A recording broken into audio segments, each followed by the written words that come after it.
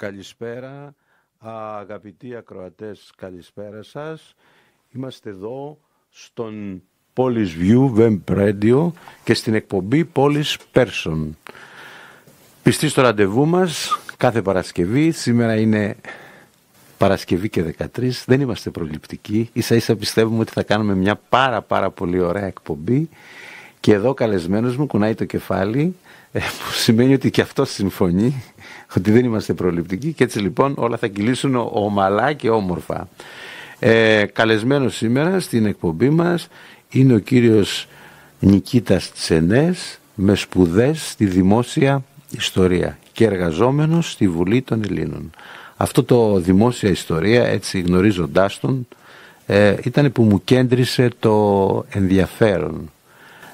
Να ανιχνεύσουμε εδώ μαζί, να μας πει τι ακριβώς είναι η δημόσια ιστορία, είναι όλα δημόσια ιστορία, γιατί μας αφορά η δημόσια ιστορία, ποιος είναι η σημασία στη ζωή μας, αν υπάρχει στην καθημερινότητα, και βέβαια θα μας μιλήσει και για μια εκδήλωση που ετοιμάζει, λίγα πράγματα για να μπορέσουμε να πάμε να τον ακούσουμε, και άλλα πολλά, και μετά θα περάσουμε και στην προφορική ιστορία.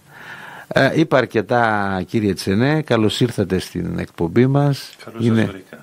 Είναι μεγάλη χαρά και η τιμή μας που είστε εδώ, και νομίζω αφού δεν είμαστε προληπτικοί, εγώ το ξαναλέω έτσι για τον κόσμο, άμα που είμαι στις 13, Παρασκευή και 13 θα γίνει η καλύτερη εκπομπή. Λοιπόν, πριν όμως περάσουμε στα ερωτήματα, θα θέλαμε έτσι να μας συστηθείτε, να μας πείτε δύο λόγια για τις σπουδές σας, για τον χώρο που εργάζεστε, και βέβαια γιατί, πώς ήρθατε στο Δήμο Ζωγράφου, είστε ζωγραφιώτης, μεγαλώσατε εδώ ή έτυχε? Στο Δήμο Ζωγράφου ήρθα το 1977. Το 1977. Αναγκαστικά. Έτσι, ο πατέρας μου είναι στρατιωτικός, ήταν στρατιωτικός, μετατέθηκε στην Αθήνα, ήρθαμε όλοι οικογενειακώς εδώ, εγκατασταθήκαμε. Η πρώτη μας εγκατάσταση ήταν εδώ, στο Δήμο Ζωγράφου, και μείναμε εδώ από τότε. Από το 1977 εγώ έχω φύγει από του Ζωγράφου όταν πήγα φαντάρος και για διάφορα επαγγελματικά ταξίδια. Δηλαδή είμαι από το 1977 εδώ. Μόνιμος. Να πω ότι πολλοί στρατιωτικοί, πάρα πολλοί στρατιωτικοί, μένουν στο Δήμο. Ο λόγος είναι ότι είναι κοντά το Πεντάγωνο. Είναι κοντά το Πεντάγωνο. Εγώ θα σας πω κι άλλο έναν λόγο, τον οποίο πολλοί κόσμος δεν μπορεί να το συνδυάσει. Είναι κοντά και ο Δήμος Παπάγου. Έτσι. Σωστά. Ο οποίος είναι κατεξοχήν τόπος διαμονής αξιωματικών. Ναι. Και όποιος δεν βρίσκει στον Παπάγου να μην έρχεται από εδώ, από την από εδώ μεριά της Κατεχάκη. Και ένα άλλος λόγος που μου έχουν πει πολλοί είναι ότι του Ζωγράφου έχει ξηρό κλίμα και το προτιμούν οι άνθρωποι. Έρχονται, μένουν, κοιμώνται ένα βράδυ, βλέπουν τη διαφορά, βλέπουν πόσο ωραίο είναι το κλίμα, γιατί έχουμε τον ημιτό δίπλα. Δεν είναι τυχαίο ότι ο ημιτός παρήγε, είχε θυμάρι και είχε μέλι. Όλα αυτά δείχνουν ότι ήταν ξηρό το κλίμα, το τρελό βουνό, όπως το λένε και πολλοί. Και έτσι πολλοί άνθρωποι μένουν. Έτσι, να πούμε για τους Ζωγράφου 2-3 πράγματα. Ωραία πράγματα. Ωραία πράγματα, ακριβώς. Παρότι το Ζωγράφου ήταν γεμάτο ρέματα και ποταμάκια και είχε ζωντανή φύση. Δεν θα πνιγούμε ποτέ. Ναι. Εγώ λοιπόν σπούδασα, η πρώτη μου σχολή ήταν στο ΤΕΙ Πειραιά, ήμουνα μηχανικός δομικών έργων. Κατόπιν σπούδασα αργότερα στο Ανοιχτό Πανεπιστήμιο Ελληνικό Πολιτισμό, και το μεταπτυχιακό μου είναι αυτό της δημόσιας ιστορίας, όπως είπες. Από το 1994 εγώ δουλεύω στην τηλεόραση. Η τηλεόραση για μένα είναι μια καριέρα 26 ετών. Το 20 περίπου σταμάτησα την ενασχόλησή μου επαγγελματικά με την τηλεόραση και πέρασα στον χώρο των δημοσίων σχέσεων. 26 λοιπόν χρόνια εγώ ασχολούμαι με τα media από διάφορες θέσεις, κυρίως μοντάζ, έτσι, δηλαδή τεχνικές θέσεις, έτσι, κυρίως μοντάζ. Κόβεται ότι δεν συμφέρει δηλαδή. κόβω και εμφανίζω ό,τι θέλω. Έτσι. Δηλαδή είναι μια μαγική τέχνη το μοντάζ. Το μοντάζ αυτό. Στις μέρες μας κιόλας νομίζω ότι έχουμε ξεφύγει πια. Πιο πολύ πρέπει να πληρώνουν αυτόν που κάνει μοντάζ παρά το σκηνοθέτη. Ξέρετε, ο μοντέρ είναι ένας καλλιτέχνης. Σίγουρα, το πιστεύω. Και μάλιστα τώρα παρεπιπτόντως υπάρχουν σκηνοθέτες, όχι μόνο στην Ελλάδα, σε όλο τον κόσμο, που δουλεύουν με πολύ συγκεκριμένους μοντέρ. Επειδή μιλάνε την ίδια γλώσσα, τεχνικά, επειδή γνωρίζουν τα θέλω τους και τα μπορώ τους και δεν χρειάζονται να μιλάνε και πολύ, μιλούν τα μάτια, είναι αυτό που πολλές φορές, και εμπιστεύονται τη δουλειά τους εξ ολοκλήρου ο σκηνοθέτης ή ο παραγωγός σε έναν μοντέρ που έχει ξανασυνεργαστεί μαζί του, τον ξέρει τη δουλειά του, έχουν κάνει και άλλες ταινίες μαζί κτλ. Το μοντάζ είναι ένα μαγικό πράγμα, είναι πολύ σημαντικό σε μια και τηλεοπτική και κινηματογραφική παραγωγή. Μετά το 2020 πέρασα στο χώρο των δημοσίων σχέσεων και τώρα είμαι στο τμήμα δημοσίων σχέσεων της Βουλής, όπου διοργανώνουμε συνέδρια, συναντήσεις κτλ. Τα τελευταία αυτά 3 χρόνια. Τώρα, οι σπουδές σας βοήθησαν?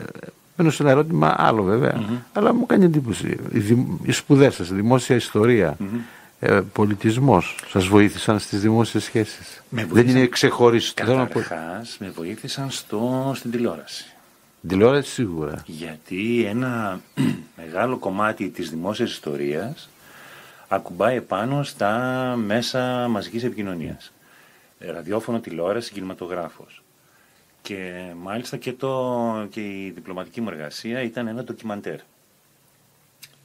Ακούγεται περίεργο λίγο η δημόσια ιστορία, στη δημόσια ιστορία να κάνεις διπλωματική εργασία ντοκιμαντέρ, και ήταν το πρώτο ντοκιμαντέρ ως διπλωματική στη σχολή μου. Ένα ντοκιμαντέρ 40 λεπτών που αφορά τις χρήσεις και τις καταχρήσεις της ιστορίας και του ιστορικού ντοκιμαντέρ.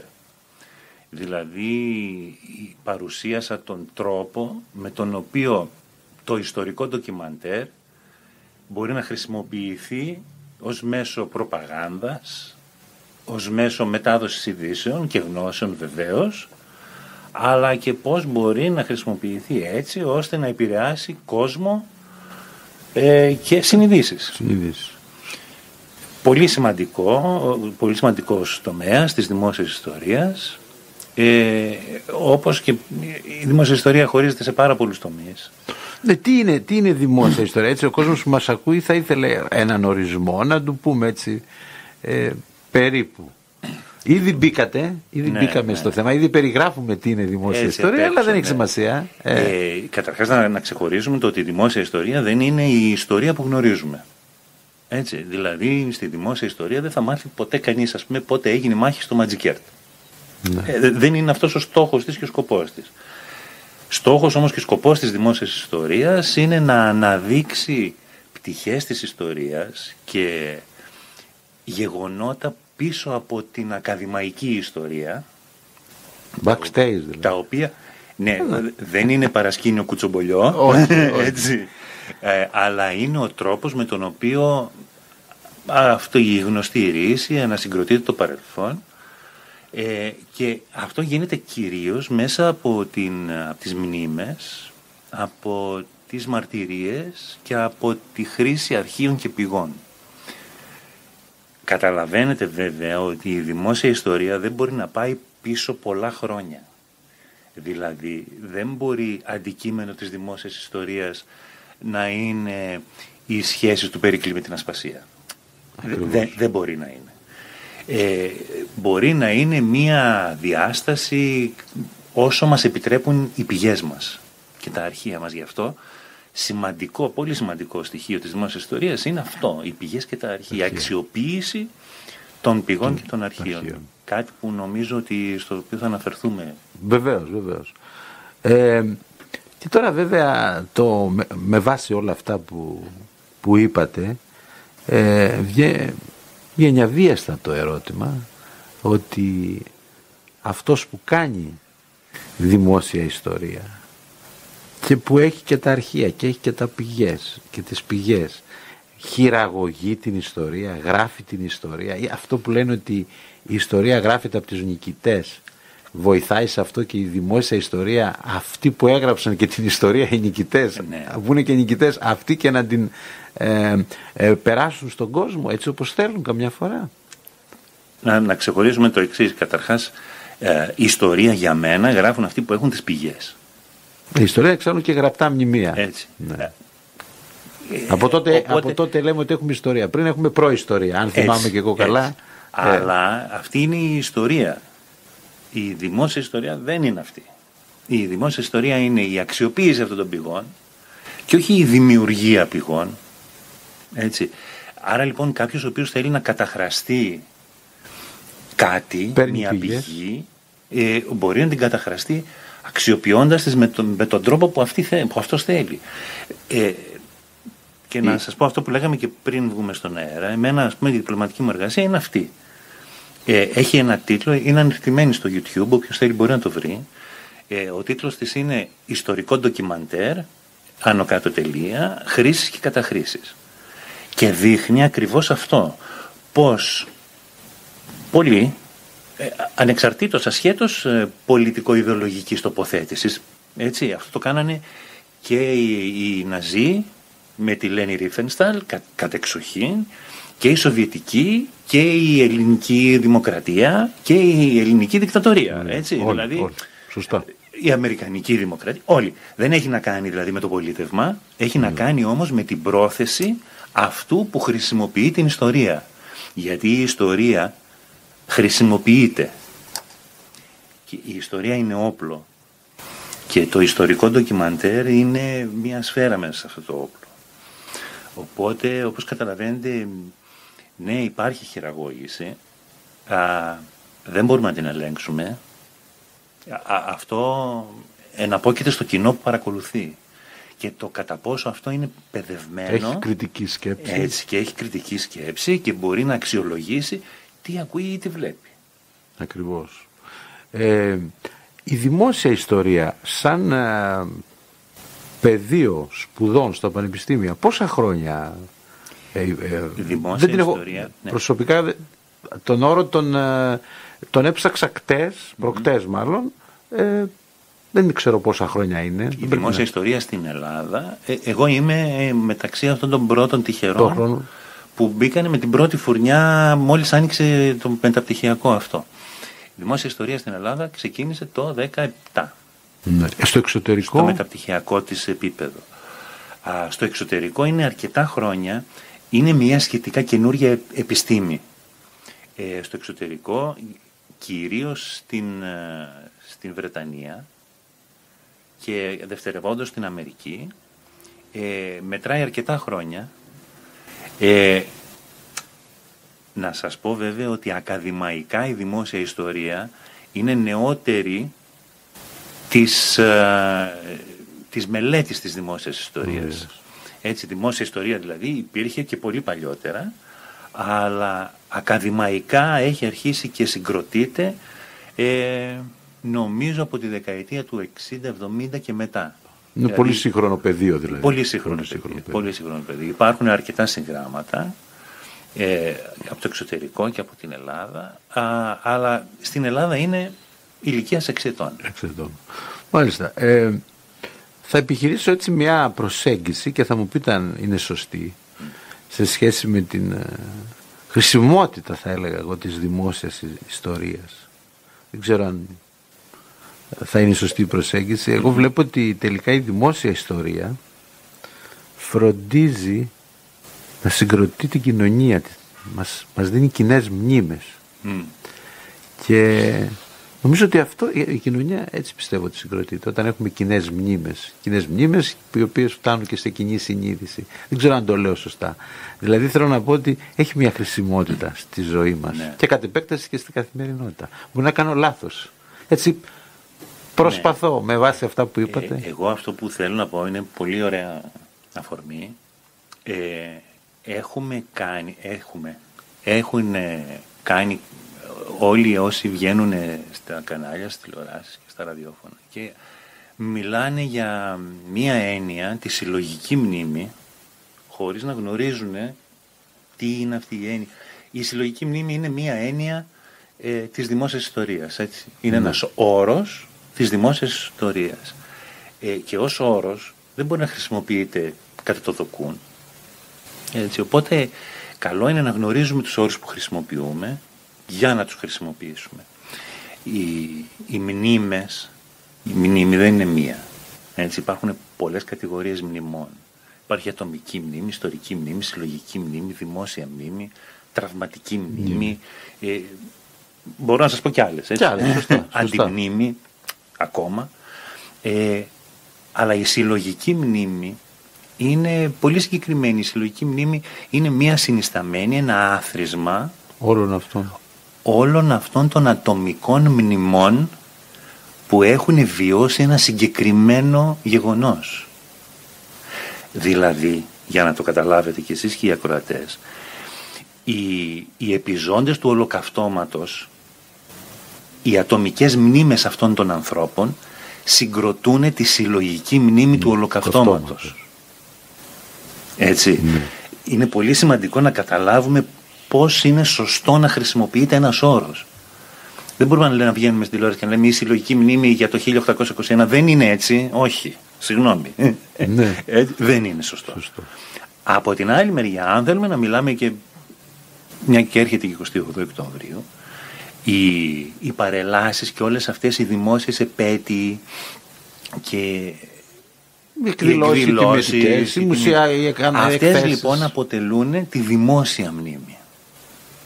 Δημόσια μνήμη λοιπόν είναι ένα γεγονός που έρχεται συνήθως από κρατικό φορέα, οργάνωση, συνήθως. Υπάρχουν κι άλλοι, υπάρχουν και διάφορες σύλλογοι. Ναι.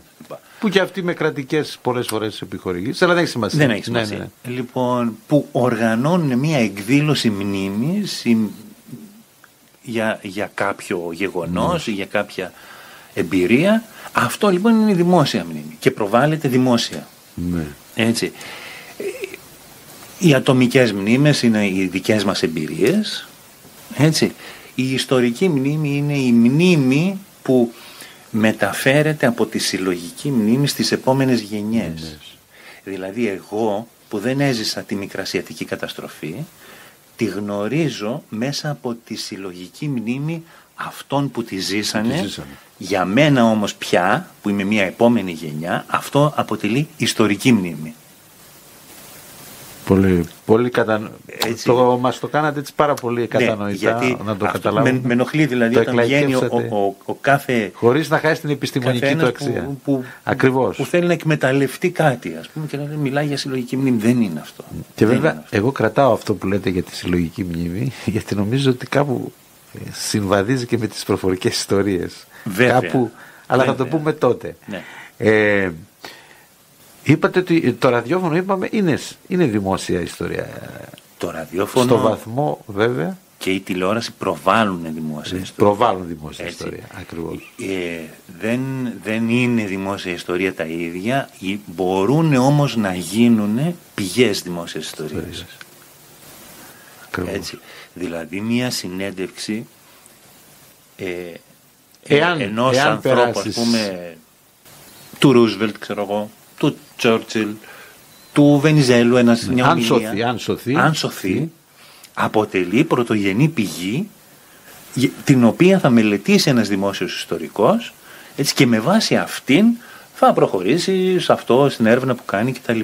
Άρα λοιπόν και το ραδιόφωνο και η τηλεόραση και ο κινηματογράφος και τώρα τελευταία και τα ψηφιακά μέσα. Αποτελούν σημαντικό στοιχείο που συμβάλλει στη δημιουργία δημόσιας ιστορίας. Και έχουμε πει πολλές φορές εδώ από το ραδιόφωνο, στην εκπομπή μου, και κυρίως όταν φιλοξενώ δημοσιογράφους και φιλοξενώ έτσι δημοσιογράφους από τον έντυπο τύπο εδώ της περιοχής, ότι καθήκον του Δήμου, νομίζω, είναι, φτιάχνοντας ένα αρχείο ιστορίας της πόλεως του δημοσιογράφου, να διαφυλάξει όλον τον τύπο. Έντυπο και βεβαίως και ό,τι παράγεται στο ραδιόφωνο. Προσωπικά οι εκπομπές μας εδώ του Πόλης Πέρσων είναι όλες στο YouTube. Πιθανόν να μπορούν να μπουν και σε ένα αποθετήριο. Διότι έχουμε φέρει τον Δήμαρχο, έχουμε φέρει αρκετούς ανθρώπους εδώ, παλιούς δημάρχους κτλ. Όπου θα υπάρχουν όλα αυτά τα στοιχεία που λέτε κι εσείς, όπου μπορούμε να ανατρέξουμε στις πηγές και να έχουμε δημόσια ιστορία. Αυτό θα έπρεπε να γίνει, γιατί τώρα πλέον είναι και ήδη οι εφημερίδες που βγαίνουν είναι ήδη σε ψηφιακή μορφή, είναι όλες σε αρχεία PDF, είναι πολύ εύκολο δηλαδή να τις αγοράσει ο Δήμος και να δημιουργήσει. Και μετά να συμβάλλουμε και όλοι εμείς, πηγαίνοντας εκεί παλιό υλικό ότι έχουμε, αυτό να ψηφιοποιείται και να το παίρνουμε και να μένει σε ένα αποθετήριο. Δεν είναι μόνο το παλιό υλικό, είναι και προφορική μαρτυρία και προσωπικές μαρτυρίες. Θα πάμε και στην προφορική. Τώρα να πούμε ότι αυτή τη στιγμή, σε λίγο, θα γίνουν 2 ομιλίες. Ναι. Να έρθουμε στο σήμερα.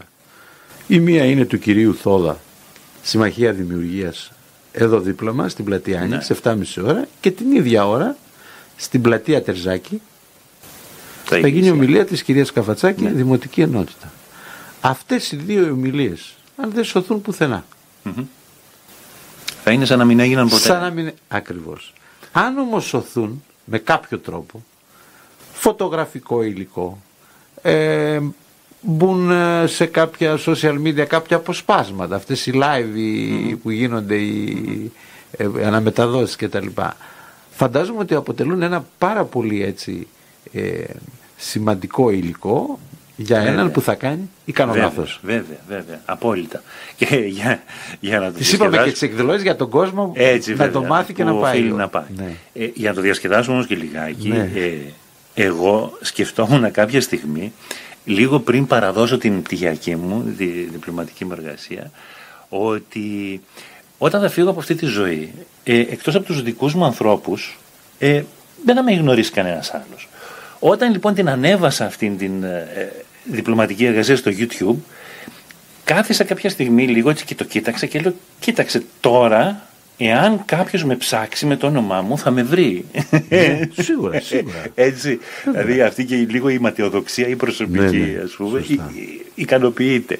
Παρόλα αυτά, για να το γυρίσουμε πάλι στο λίγο πιο σοβαρό, εάν δεν είναι προσβάσιμο κάτι, είναι σαν να μην υπάρχει. Σαν να μην υπάρχει. Που σημαίνει ότι η ομιλία είτε του Θόδα είτε της Καφατσάκη, ακόμα και αυτή η ομιλία που θα κρίνει το μέλλον του Δημάρχου για τα επόμενα 5 χρόνια, αν δεν αποτυπωθεί κάπου, είναι σαν να μην έγινε. Σαν να μην Επίσης αυτό που έχει πολύ μεγάλη σημασία για μένα, για έναν που θα ασχοληθεί εδώ με την ιστορία του Δήμου, είναι να υπήρχαν και οι ομιλίες που έγιναν πριν τις τελικές. Τι λέγαν δηλαδή οι δήμαρχοι πριν για να το ψηφίσουν και τι λένε τώρα που είναι τελική. Γιατί δεν είναι οι ίδιες οι ομιλίες. Εγώ είδα ακόμα και τις μπροσούρες που έχουν βγάλει ότι λένε άλλα πράγματα. Όχι τελείως διαφορετικά, αλλά αλλού στοχεύουν. Εντάξει, αυτό είναι περισσότερο μια πολιτική ανάλυση. Έτσι, δεν είναι θέμα δημόσιας ιστορίας. Ναι, πολιτικό ζήτημα πολιτικής ανάλυσης. Αλλά μπορεί, ας πούμε, κάποιος μελετητής αργότερα, μετά από αρκετά χρόνια, να πει θέλω να δω, ας πούμε, την πολιτική ιστορία του τάδε δημάρχου. Ναι, του τάδε δημάρχου. Έτσι, ή του Δήμου, των δημάρχων του ζωγράφου. Ή τι έλεγε και τι έκανε. Τι έλεγαν και τι έκανε. Γιατί να ξέρετε ότι οι συγκρίσεις στη δημόσια ιστορία υπάρχουν πάντα. Δηλαδή υπάρχει πάντα το τι έβγαζε προς τα έξω, για να πούμε τα μέσα, ας πούμε, μαζικής επικοινωνίας, τι έβγαζε προς τα έξω το μήνυμα και τι ήταν στην πραγματικότητα η πράξη. Πράξη, ακριβώς. Έτσι, και είναι πολύ σημαντικό στοιχείο. Πάρα πολύ. Υπάρχουν πολλά παραδείγματα εικόνας που όφιλε να είναι αλλιώς και δεν ήταν. Και αυτή η παραχάραξη της εικόνας περισσότερο και σε συνέπεια της ιστορίας που αφορά την εικόνα, έχει οδηγήσει πολλές φορές σε τραγωδίες. Και αν ψάξει κάποιος να βρει τους λόγους μιας τραγωδίας, μπορεί να γυρίσει προς τα πίσω και να δει τη λάθος ενημέρωση, τη λάθος πληροφορία. Την εξ αρχής λάθος πληροφορία. Ακριβώς.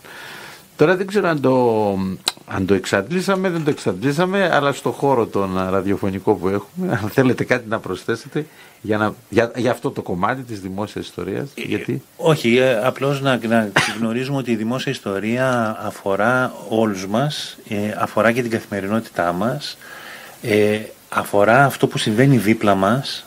Εγώ θα σας πω ότι θα ήθελα κάποια στιγμή οι ακροατές σας να σκεφτούν, όχι κάποια στιγμή, τώρα έτσι όπως το λέμε, τι βρίσκεται μεταξύ Μπισκίνη και Ζωγράφου.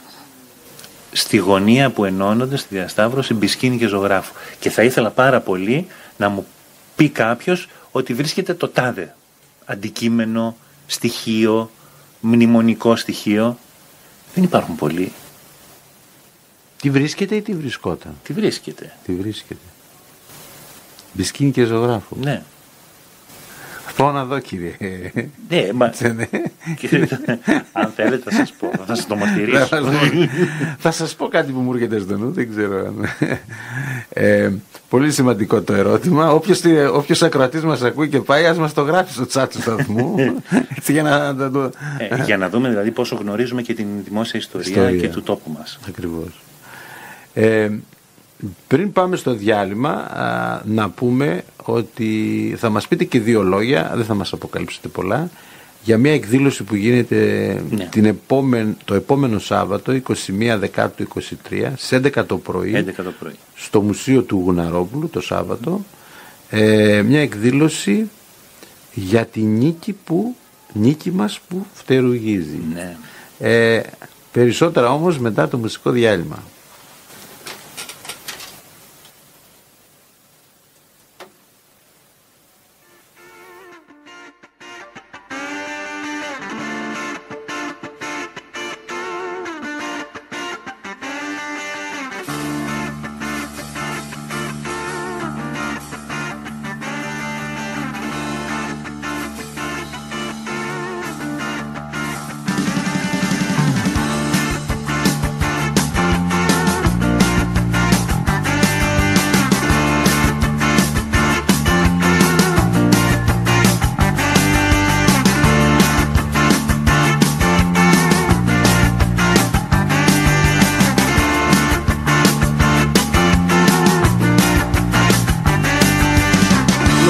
Άμστερνταμ ή Βερολίνο, έχεις ξεχάσει που ακριβώς θέλεις να πας. Όσα κι αν έχω δανεικά πια δεν σου δίνω, να κάνεις βόλτες με το Magic Bus. Όσα κι αν έχω δανεικά πια δεν σου δίνω, να κάνεις βόλτες με το Magic Bus.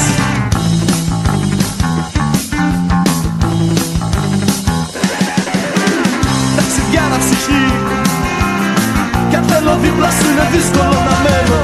Καιρός να δω τη δικιά μου ζωή, σ' αυτό το ταξίδι δεν θα σε περιμένω.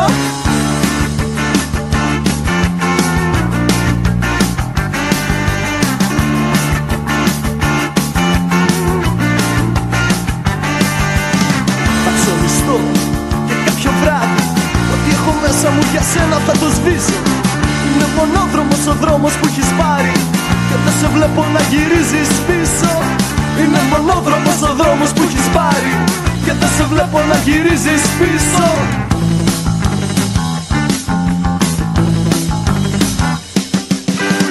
Ταξιδιάρα ψυχή, κι αν θέλω δίπλα σου είναι δύσκολο να μένω. Καιρός να δω τη δικιά μου ζωή, σ' αυτό το ταξίδι δεν θα σε περιμένω.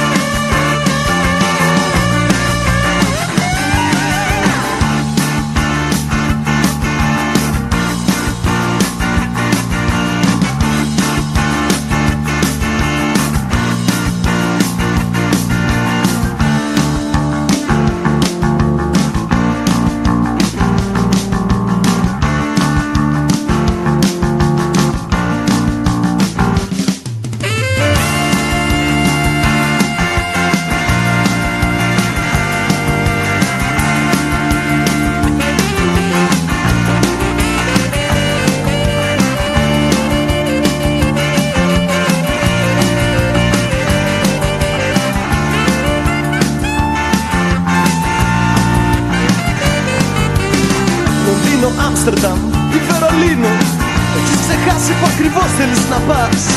Όσα κι αν έχω δανεικά πια δεν σου δίνω, να κάνεις βόλτες με το Magic Bus. Όσα κι αν έχω δανεικά πια δεν σου δίνω, να κάνεις βόλτες με το Magic Bus.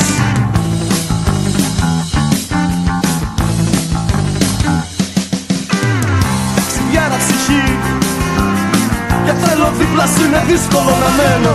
Καιρός να δω τη δικιά μου ζωή, σ' αυτό το ταξίδι δεν θα σε περιμένω.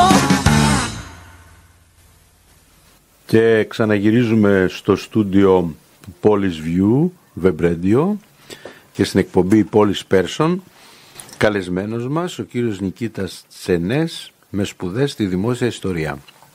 Μιλήσαμε για τη δημόσια ιστορία, νομίζω ότι είπαμε πάρα πολλά, έτσι έγινε σε όλους μας κατανοητό τι είναι, ποια είναι η χρησιμότητα, και τώρα θα θέλαμε να μας πείτε, όπως είπαμε και πριν το διάλειμμά μας, για την εκδήλωση στην οποία είστε ομιλητής στο Μουσείο του Γουναρόπουλου.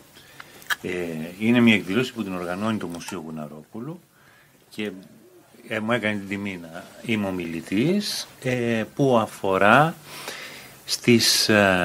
με αφορμή μάλλον δύο έργα του Γουναρόπουλου το 1941, η Νίκη μας φτερουγίζει και η Παναγιά μαζί του. Αυτά είναι τα δύο έργα, τα οποία δημοσιεύτηκαν στον τύπο. Το ένα έγινε αφίσα, μάλιστα, και η εκδήλωση θα περιστραφεί και γύρω από τις πολεμικές αφίσες της εποχής. Όταν λέμε πολεμικές αφίσες, για να καταλάβετε, είναι ένας όρος που περιλαμβάνει όλες αυτές τις αφίσες που είτε βγήκανε για να εμψυχώσουν το λαό, είτε βγήκανε για να μαζέψουν χρήματα μέσω των bonds, αυτά τα, ναι, τη συνδρομή του κόσμου, την χρηματική, είτε βγήκανε για να πικάρουν τον αντίπαλο, ή για να προτρέψουν τον κόσμο για να γίνει εθελοντής και τα λοιπά σε άλλες χώρες, γιατί εδώ στην Ελλάδα δεν υπήρχε τέτοιο θέμα εθελοντισμού, πήγαν όλοι. Λοιπόν, οπότε ένα θέμα είναι αυτό, οι αφήσεις, οι πολεμικές. Ένα άλλο κομμάτι είναι οι γελιογραφίες στον τύπο για τα τεκτενόμενα της εποχής, κυρίως βέβαια για τις μάχες στο μέτωπο. Υπάρχει μια συγκριτική με κάποιες αφήσεις αντίστοιχες του εξωτερικού της ίδιας περίοδου, και λίγα λόγια πάλι για τη δημόσια ιστορία και για κάποιες μικρές ιστορίες που κινούνται γύρω από όλα αυτά και συνδέουν όλα αυτά τα γεγονότα μεταξύ τους. Ξέρετε, οι μικρές ιστορίες είναι ένα κομμάτι το οποίο μας έχει ξεφύγει γενικώς.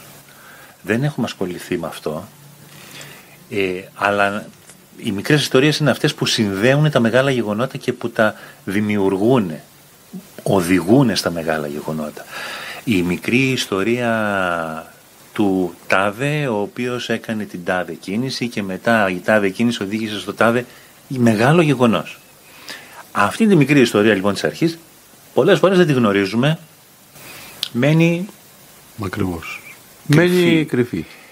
Υπάρχει όμως μια σοβαρή περίπτωση να τη γνωρίζει κάποιος ο οποίος την έζησε. Έτσι, και εδώ η δημόσια ιστορία βάζει το χέρι της και πιάνει αυτόν τον άνθρωπο που την έζησε και παίρνει τη δική του μαρτυρία. Έτσι, γιατί ξέρω ότι θέλετε πάρα πολύ έντονα να περάσουμε στην προφορική ιστορία. Ναι. Και σας κάνω αυτή τη γέφυρα, γιατί αυτό είναι η προφορική μαρτυρία. Η προφορική ιστορία είναι το σύνολο των προφορικών μαρτυριών. Η προφορική ιστορία δημιουργείται μέσα από τις μαρτυρίες. Δεν δημιουργούμε προφορική ιστορία. Αυτό που είπατε, ότι υπάρχει συλλογική μνήμη, ναι, σε αυτό βοηθάει η προφορική ιστορία, στη δημιουργία, κατά κύριο. Προφανώς. Δηλαδή η προφορική μαρτυρία είναι αυτή που καταρχάς δημιουργεί τις συνιστώσεις, έτσι, που θα απαρτήσουν τελικά αυτή την συνισταμένη, θα καταλήξουν αυτή την συνισταμένη της συλλογικής μνήμης. Ωραία, για πείτε μας τώρα έτσι, όπως είπαμε για τη δημόσια ιστορία, δώσαμε έναν ορισμό θα λέγαμε. Προφορική ιστορία, τι? Η προφορική ιστορία είναι αυτό, είναι το σύνολο των προφορικών μαρτυριών για ένα γεγονός, για μια εμπειρία. Δηλαδή, στην πραγματικότητα, την προφορική ιστορία την δημιουργούμε μέσα από τις προφορικές μαρτυρίες που καταγράφουμε. Και το να καταγράψεις μια προφορική μαρτυρία δεν είναι εύκολο. Θα πρέπει να είσαι ως ερευνητής πολύ προετοιμασμένος. Θα πρέπει να έχεις εμπειρία ή να την αποκτάς την εμπειρία μέσα από την παιδεία, την αντίστοιχη. Εγώ θα σας πω δηλαδή ότι εδώ εντός εισαγωγικών, ξέρω ότι δεν της αρέσει, η προθιέρεια της προφορικής ιστορίας στην Ελλάδα, η Τασούλα η Βερβενιώτη, και τιμή μου που την είχα και καθηγήτρια, και ακόμα μεγαλύτερη τιμή μου που συμμετείχε και στο ντοκιμαντέρ μου σαν συνέντευξη. Λοιπόν, έχει οργώσει την Ελλάδα καταρχάς, δημιουργώντας τις ομάδες προφορικής ιστορίας, και έχει οργανώσει και ένα δίκτυο εκπαίδευσης ανθρώπων οι οποίοι θα παίρνουν τις προφορικές μαρτυρίες, τις συνεντεύξεις αυτές, με ποιους τρόπους, με τι μέσα, τι θα πρέπει να χρησιμοποιούν, τι θα πρέπει να δέχονται και τι θα πρέπει να φιλτράρουν, και πώς θα πρέπει να καθοδηγούν και τον συνεντευξιαζόμενο, έτσι ώστε να μπορούν να του αποσπάσουν όσο μεγαλύτερη ποσότητα πληροφορίας μπορούν. Δεν μου λέτε, η προφορική ιστορία σαν πεδίο έτσι, έρευνας στον ακαδημαϊκό χώρο θα λέγαμε, πόσα χρόνια είναι? Η προφορική... Είναι πριν τη δημόσια ή... Η προφορική ιστορία είναι κλάδος, ένα υποσύνολο της δημόσιας ιστορίας. Παρόλα αυτά, ως αυτοτελές αντικείμενο, υπάρχει από την αρχαιότητα. Δηλαδή οι ιστορίες που λέμε στα παιδιά μας είναι ένα είδος προφορικής ιστορίας. Έτσι περνάει. Έχω την αίσθηση ότι η παράδοση στους επόμενους. Ακριβώς. Έχω την αίσθηση ότι παλιά αυτό που λέμε προφορική ιστορία υπήρχε κατ' επανάληψη. Ίσως τώρα με τα social media οι άνθρωποι λένε λιγότερες ιστορίες. Ναι. Απλά παλιά δεν υπήρχε τρόπος να διασωθούν. Αυτό ακριβώς. Η προφορική μαρτυρία... Και έμενε από γενιά σε γενιά ότι έμενε. Αυτό. Η προφορική μαρτυρία είναι το σημαντικό στοιχείο της υπόθεσης. Η προφορική ιστορία συγκροτείται από τις καταγεγραμμένες προφορικές μαρτυρίες. Αν λοιπόν μια προφορική μαρτυρία υπάρχει στο μυαλό μας μόνο, πουθενά άλλου, δεν είναι χρήσιμη ή, αξιόπιστη ως μαρτυρία, εκτός και αν υπάρχει κάπου καταγεγραμμένη. Αυτό θα συμβάλλει στη συμπλήρωση της προφορικής ιστορίας του γεγονότος ή της εμπειρίας αυτής. Μία άλλη έτσι, ερώτηση που έχω, και θα μου το διαψεύσετε ή θα μου πείτε ότι πράγματι έχω δίκιο, ψάχνοντας λίγο για την προφορική ιστορία, είναι ότι η προφορική ιστορία έχει ως ρίζα ανθρώπους οι οποίοι ανήκουν στον πολιτικό χώρο της αριστεράς. Οι περισσότεροι. Ναι. Οι περισσότερες ομάδες. Όχι. Οι περισσότερες ομάδες μπορεί. Δεν είναι κάτι που με έχει απασχολήσει εμένα αυτό. Αυτό που συμβαίνει όμως, που θα μπορούσε να ψάξουμε λίγο να δούμε, είναι το γιατί. Το γιατί. Αυτό ήταν το επόμενο ερώτημα, ναι. Λοιπόν, κοιτάξτε. Γιατί η ιστορία γράφτηκε από τους νικητές. Όχι. Και εγώ θα σας πω ένα πολύ συγκεκριμένο παράδειγμα. Το παράδειγμα του εμφυλίου. Έτσι, ο εμφύλιος πόλεμος είναι ένα σημείο στην ιστορία με το οποίο πολλές γενιές δεν ασχολήθηκαν καν ιστορικά. Δεν ασχολήθηκαν καν. Δεν το ακούμπησαν σαν αντικείμενο, ούτε αριστεροί ούτε δεξιοί. Η μεν από τύψεις, η ιδέα από φόβο, από ανασφάλεια, και παρότι λογικά την ιστορία θα έπρεπε να την έχει γράψει ο νικητής, η ιστορία αυτή δεν γράφτηκε ούτε από τον νικητή ούτε από τον νικημένο. Αν μπορεί κάποιος έναν εμφύλιο να μιλήσει για νικητές και ηττημένους. Έτσι, δηλαδή έχουμε και τον ηθικό φραγμό του. Δεν μπορείς να μιλήσεις σε ένα εμφύλιο για νικητές και ηττημένους. Είναι όλοι τιμένοι. Καταρχάς. Οπότε είναι αυτοί οι λόγοι, θεωρώ, που ο κόσμος δεν ασχολήθηκε συγγραφικά τόσο έντονα με τον εμφύλιο παρά μόνο τα τελευταία χρόνια. Και αυτό γιατί υπήρξε μια στροφή, πολιτική στροφή, εκλογική στροφή προς την αριστερά, η οποία έδωσε, να το πω φτερά, ας πούμε, στη συνείδηση αριστερών ερευνητών να βγούνε προς τα έξω και να μιλήσουν για τον εμφύλιο, αφήνοντας πίσω από την πλάτη τους τα λάθη και τις πιθανές τύψεις που μπορεί να είχαν, έτσι, και βγαίνοντας μπροστά και μιλώντας για την ιστορία του εμφύλιου. Από τη δική τους πλευρά πάντα. Ξέρετε, δεν υπάρχει αντικειμενική ιστορία. Να το ξεκαθαρίσουμε αυτό. Έτσι. Το επόμενο ερώτημα. Δεν υπάρχει, όχι. Να πω ότι είναι η συνέντευξη με τις λιγότερες ερωτήσεις. Προλαβαίνω και θα σας προλαβαίνω και το λέω. Ακριβώς. Δεν υπάρχει. Γράφω εδώ ότι να μιλήσουμε για την υποκειμενικότητα. Είναι όλοι υποκειμενικοί. Όλοι υποκειμενικοί. Ναι. Παρ' όλα αυτά όμως δεν είναι χρήσιμη. Πάρα πολύ. Δεν είναι. Προφανώς. Ναι. Προφανώς. Γιατί όταν είναι πολύ υποκειμενικό, αλλά δημιουργεί μια αντικειμενική πραγματικότητα. Μα οφείλει να είναι, καταρχάς, δεν μπορώ εγώ να γράψω ιστορία πέρα από την πλευρά από την οποία τη βλέπω. Τη βλέπω, ναι. Όπως την έζησα. Μα αφού αυτό είδα, πώς θα γράψω κάτι διαφορετικό? Δεν θα είναι πραγματικό αυτό. Θα γράψω πράγματα που δεν πιστεύω, δεν έζησα, δεν μελέτησα. Πάντως ένας φίλος, να δώσω έτσι μια πληροφορία, ο οποίος ασχολήθηκε λίγο με τον εμφύλιο στην περιοχή μου και πήρε πάρα πολλές μαρτυρίες, τις οποίες δυστυχώς δεν έχει καταφέρει να αξιοποιήσει, μου είπε σε 2 περιπτώσεις ή 3 οι άνθρωποι μετά από την αφήγηση έβαλαν τα κλάματα και είπαν πόσο καλό μας έκανες που τα είπαν. Ο ένας δε μετά από λίγες μέρες πέθανε. Και λέγανε τα παιδιά του ότι τους είπε ξένιασα. Ξαλάφρωσα. Ναι. Ακριβώς γιατί είπε αυτά που είχε ζήσει την περίοδο του εμφυλίου. Θέλω να πω δηλαδή ότι τελικά δεν ξέρω πόσο υποκειμενικό ήταν. Δηλαδή είχαν οι άνθρωποι μέσα τους να τα πούνε έτσι όπως τα έζησαν. Ότι έκανα αυτό τότε, έκανα αυτό, μου έκαναν αυτό, διότι προφανώς δεν γίνεται κάτι μόνο του, υπάρχει δράση-αντίδραση. Προφανώς. Και λέει έκλαψαν κυριολεκτικά, λέει έκλαψαν. Είναι αυτό που και στο μαγνητόφωνο έχει και τα κλάματα. Οι τύψεις. Ναι. Έτσι, από όλες τις πλευρές. Όχι, δεν υπάρχει θέμα πλευράς εδώ πέρα. Γιατί εδώ ήταν αδέλφια μεταξύ. Δεν συζητάμε εδώ πέρα. Μιλάμε για τις τύψεις που ένιωθε ο κόσμος για αυτό που έγινε. Ναι. Τώρα, υπάρχουν και αυτοί που δεν ένιωσαν ποτέ τύψεις, εντάξει.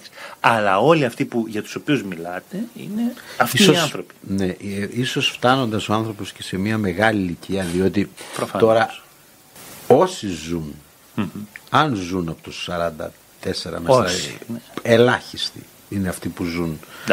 Ήταν όλοι μεγάλοι. Όταν είσαι και μεγάλος άνθρωπος, βλέπεις τα πράγματα κάπως διαφορετικά. Δηλαδή πλέον θες να πεις, φτάνεις, λες ότι εδώ εγώ πλέον θα περάσω στην αιωνιότητα.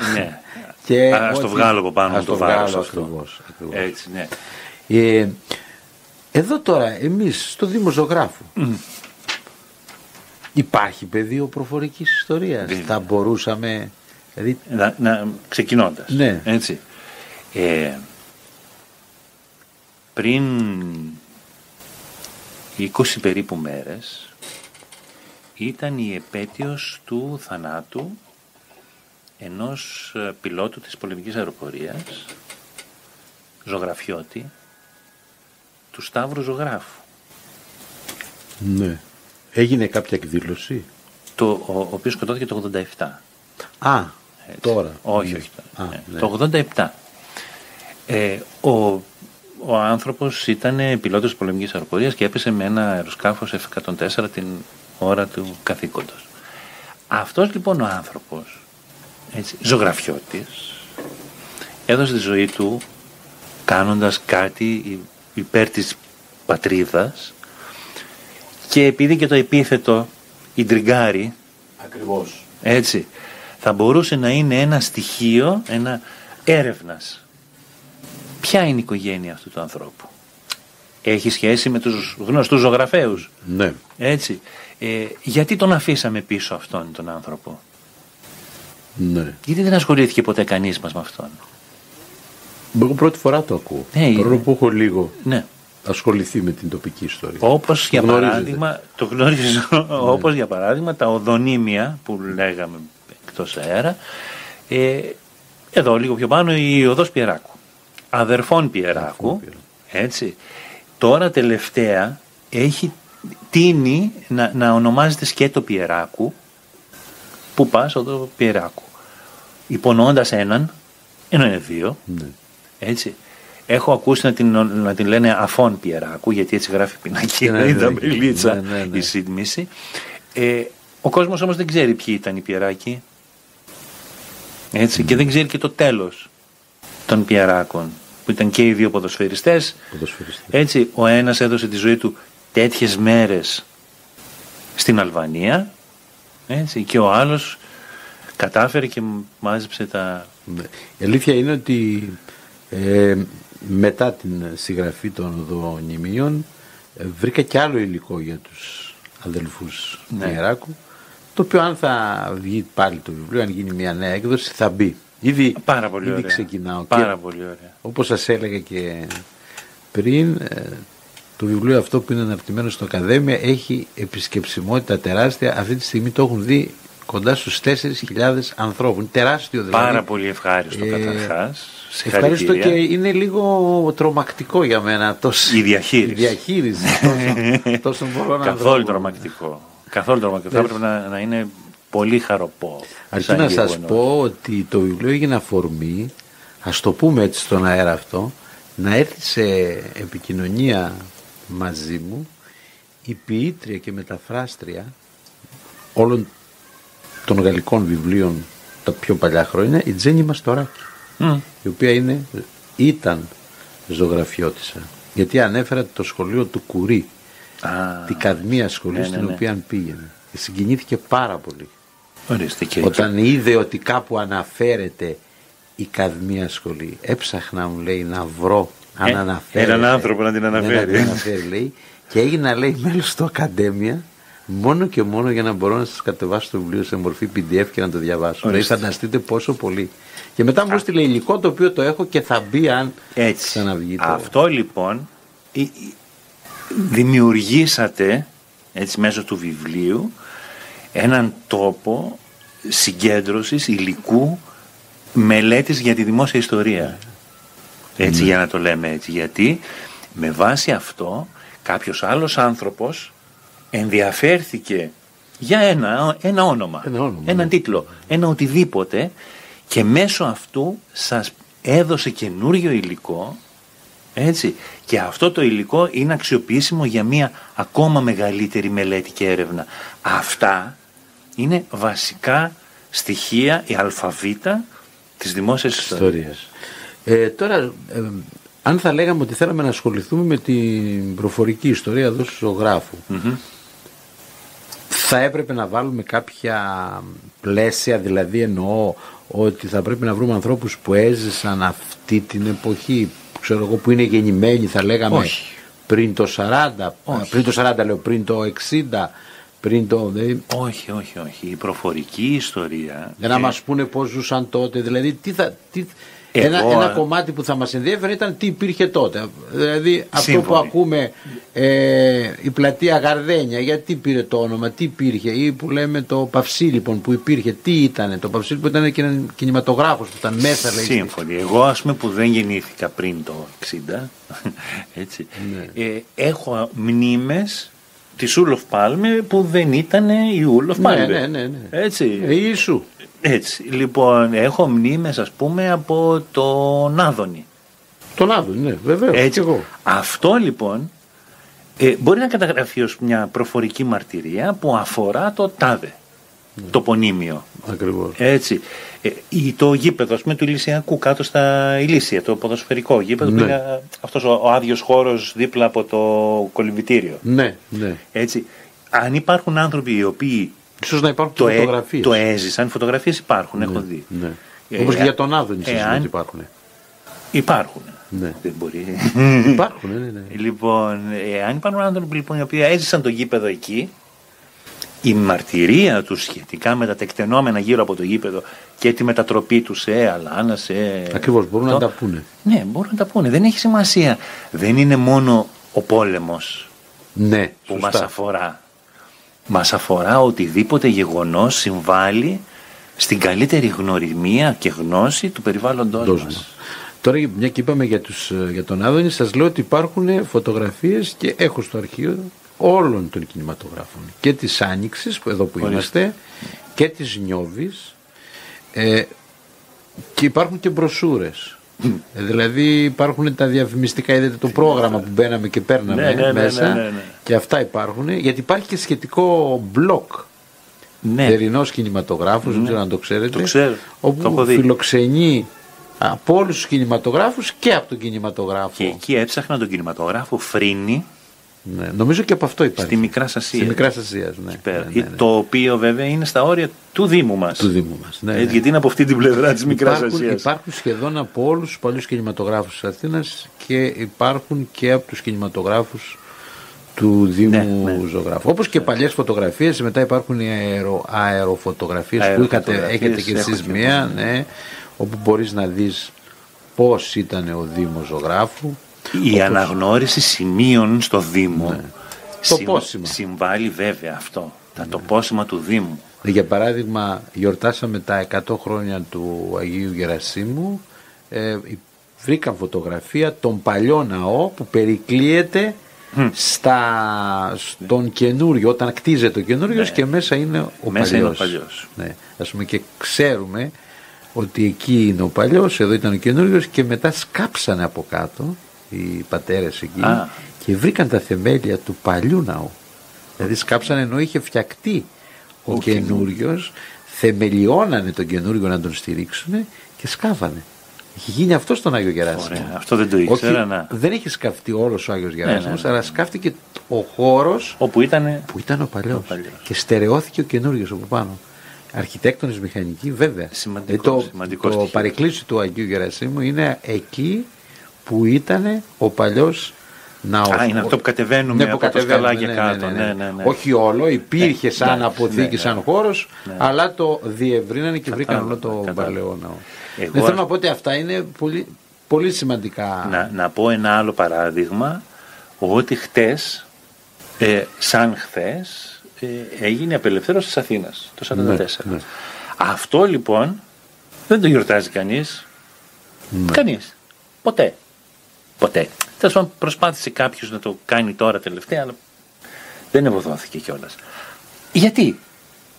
Γιατί μετά τον Οκτώβριο του 1944 ακολούθησε ο Δεκέμβριος του 1944. Έτσι. Και ντρεπόμαστε γι' αυτό.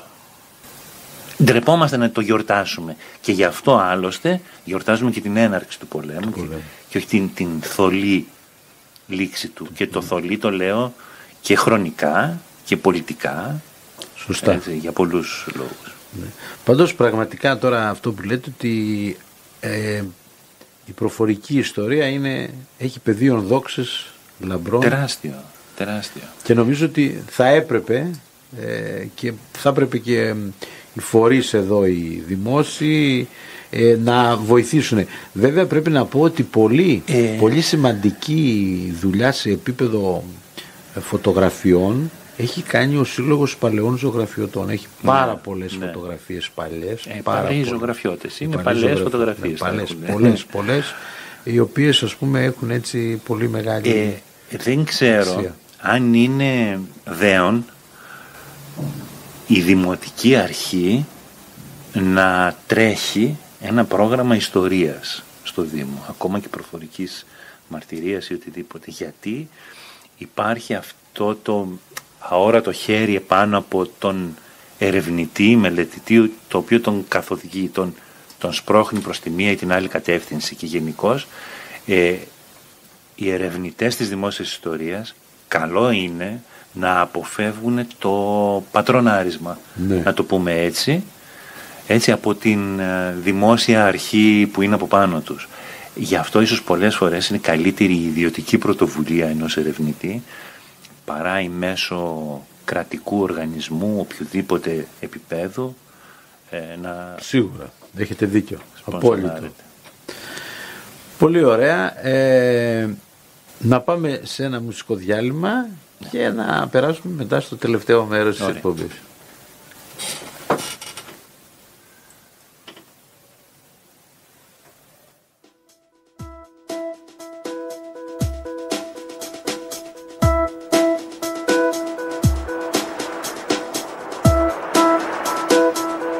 Αχ, θάλασσά μου σκοτεινή, θάλασσα αγριεμένη, πού θα με βγάλεις το πρωί, σε ποια στεριά μου ξένη, πού θα με βγάλεις το πρωί, σε ποια στεριά μου ξένη. Αχ, θάλασσά μου σκοτεινή, θάλασσα αγριεμένη,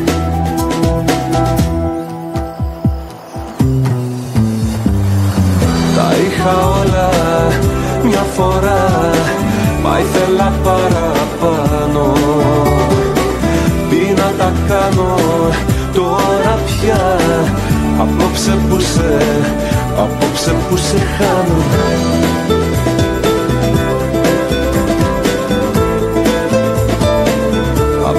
Που σε χάνω.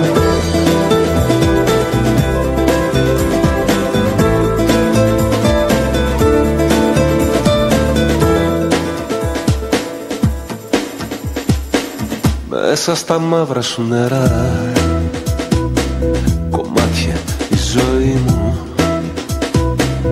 Αχ, θάλασσά μου εσύ βαθιά, που κρύβεις το νησί μου. Αχ, θάλασσά μου εσύ βαθιά, που κρύβεις το νησί μου. Μέσα στα μαύρα σου νερά, κομμάτια η ζωή μου.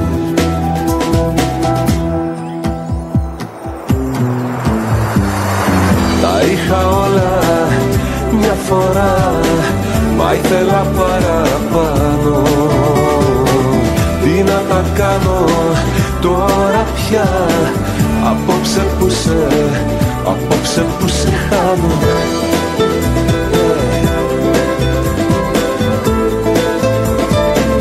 Απόψε που σε χάνω.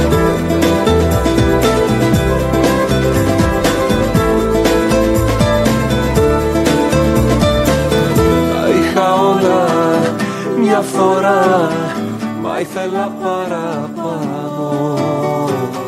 Τι να τα κάνω τώρα πια, απόψε που σε χάνω. Τα είχα όλα μια φορά, μα ήθελα παραπάνω. Τι να τα κάνω τώρα πια, απόψε που σε χάνω.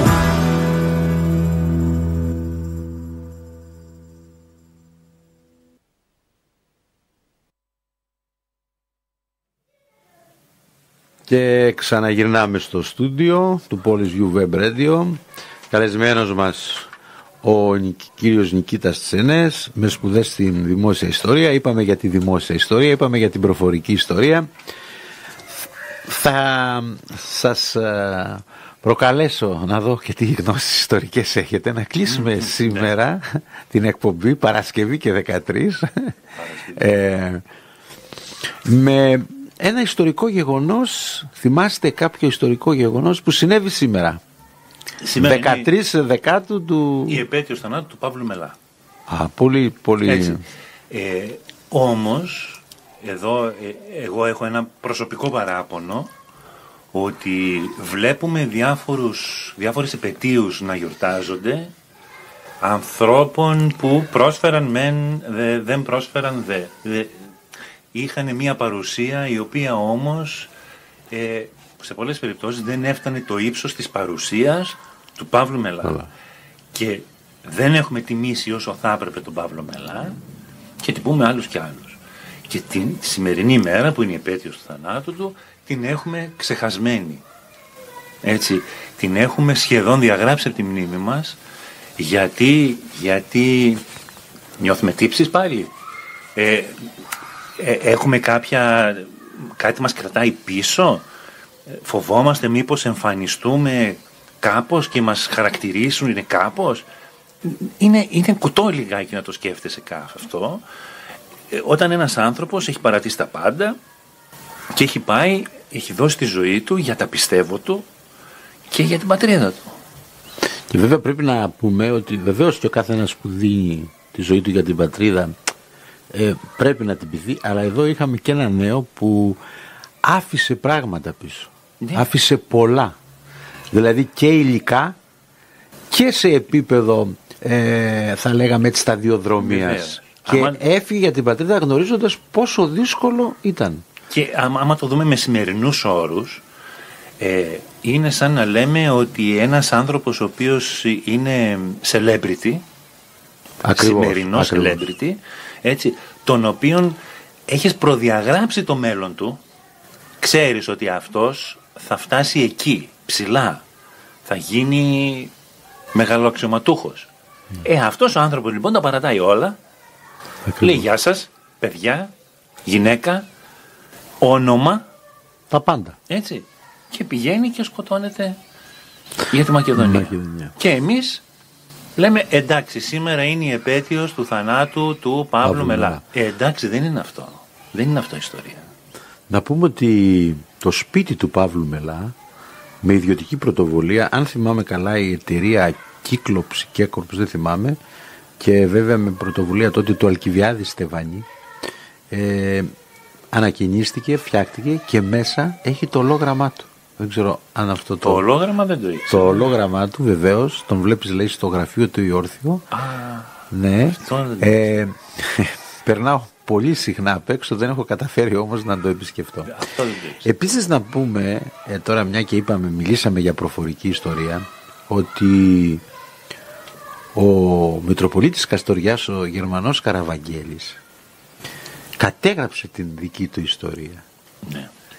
Και έγραψε πώς αισθανόταν από το παράθυρο του βλέποντας απέναντι ότι κάτω από νομίζω ένα κυπαρίσι είχε θάψει το κεφάλι του Παύλου Μελά, γιατί το σώμα του πήραν το κεφάλι του για να μην το αναγνωρίσουν και να μην το διαπομπεύσουν.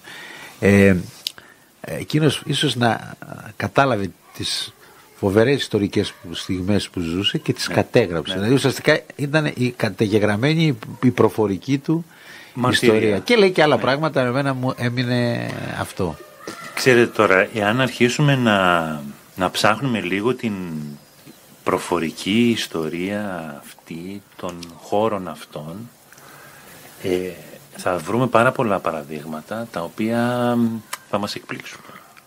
Εγώ έχω ένα παράδειγμα των αδερφών Μανάκη, οι οποίοι οι αδερφοί Μανάκη ήταν πρωτοπόροι κινηματογραφιστές και φωτογράφοι στην Ελλάδα. Έτσι, οι οποίοι οι άνθρωποι ήταν ευλάχοι. Έτσι, ήταν από τα Γρεβενά και ως καταγωγή ήταν ευλάχοι. Τους οποίους λοιπόν την καταγωγή των οποίων, η εθνικότητα, αν μπορούμε να το πούμε έτσι, και ειδικά εκείνα τα χρόνια, το 1900, την διεκδικούσαν οι Ρουμάνοι, οι Έλληνες και οι Σλάβοι. Λοιπόν, οι ίδιοι λοιπόν δεν είχαν αυτή την έννοια του εθνισμού μέσα τους, έτσι, ανήκω στο έθνος τάδε, έτσι, ήταν βλάχοι άνθρωποι και ένιωθαν βλάχοι. Λοιπόν, αυτοί οι άνθρωποι ήταν πρωτοπόροι στον τομέα τους, στην κινηματογραφία και στη φωτογραφία, και το πράγμα τους έφερε να κατευθυνθούν στο μοναστήρι και να εγκατασταθούν στην Πίτολα τη σημερινή. Στην Πίτολα, ναι. Έτσι, από εκεί χωρίσανε τα τσανάκια τους, ήταν δύο αδέρφια, ο Μίλτος και ο Γιάννης. Ο Μίλτος έμεινε στο μοναστήρι, ο Γιάννης πήγε Θεσσαλονίκη, χωρίσανε το αρχείο τους. Έτσι, ένα μέρος του αρχείου ήταν στη Θεσσαλονίκη με το Γιάννη, ένα άλλο με το Μιλτιάδη στην Πίτολα. Το αγόρασε η Σοσιαλιστική Δημοκρατία της Μακεδονίας επί Ιουγκοσλαβίας, Το αγόρασε, δεν το δώρισαν. Έτσι, έχει σημασία. Ναι, και αυτό. πολύ μεγάλη. Έτσι. Και από τότε λοιπόν, και ειδικά μετά το 90, όπου υπάρχει, ξέρετε αυτό, με την ονομασία, πώς θα τους πούμε, όχι Φύρωμο, όχι κτλ. Το ελληνικό κράτος δεν κάνει τίποτα, το αφήνει το θέμα και κάθεται. Ούτε διεκδικεί, ούτε κάνει κάποιο άνοιγμα, κάποια μεγάλη εκδήλωση. Η αδερφή Μανάκη, πρωτοπόρη της κινηματογραφίας και της φωτογραφίας, τίποτα. Γιατί υπάρχει αυτή η διεκδίκηση της εθνότητας των δύο αυτών ανθρώπων.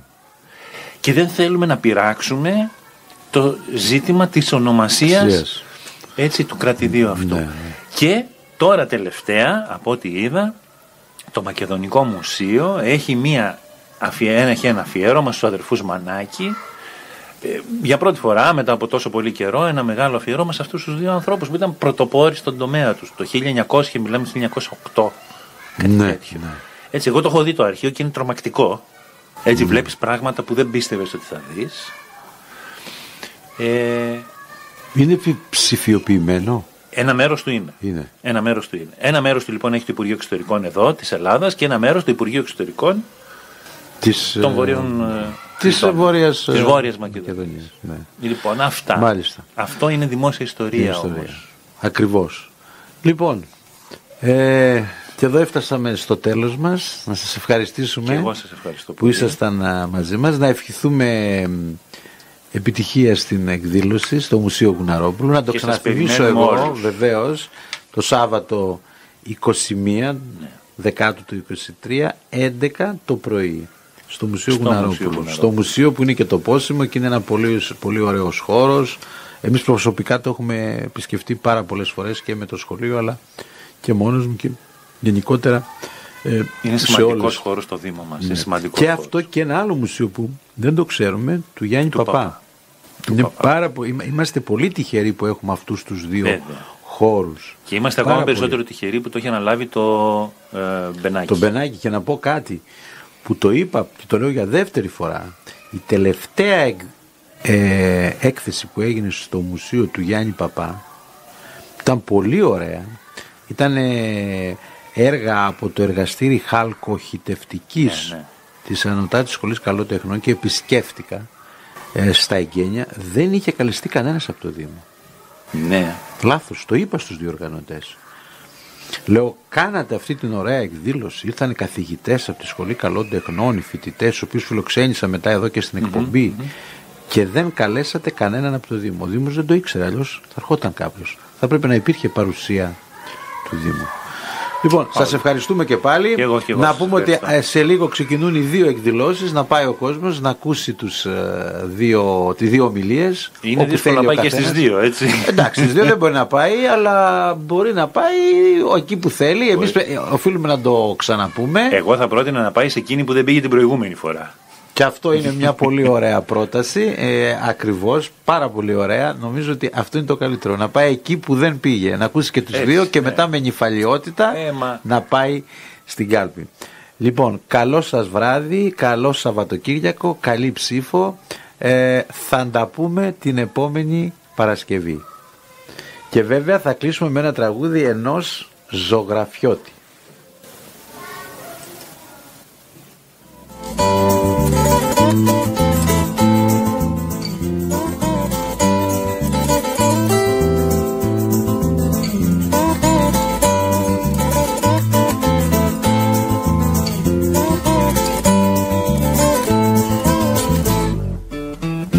Μέσα στο τζάκετ μου σκυφτός, γράμμη Βικτόρια Πειραιά, καθώς τριγλίζουν οι γραμμές, κάτι μου καίει τα σωθικά. Οι φίλοι μου το είχαν πει, ξέχνα ρε μπίλη τη φανή, όσο και να το θέλεις πια, δεν πρόκειται να ξαναρθεί.